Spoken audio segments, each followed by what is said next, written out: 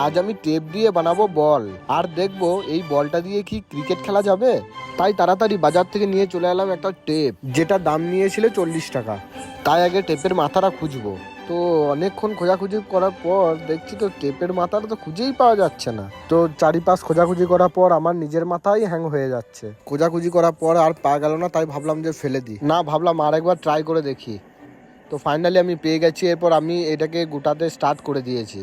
তো দেখতে হচ্ছে আমি আস্তে আস্তে করে গোটাচ্ছি। তো এরকমভাবে আমি গোটাতে পারছি না ঠিকমতো, তাই ভাবলাম ননাই ভাইয়ের হেল্প নিয়ে নিই। তো তাই আমি ননাই ভাইকে দিয়ে দিলাম গোটাতে। তো আমি রোলটা ধরলাম। তো এখানে এক এক করে ননাই ভাই গোটাচ্ছিল। তো মোটামুটি 10 থেকে 15 মিনিট গোটানোর পর দেখতে হচ্ছে আমাদের রোলটা ঠিক এইটুকুই হয়েছে।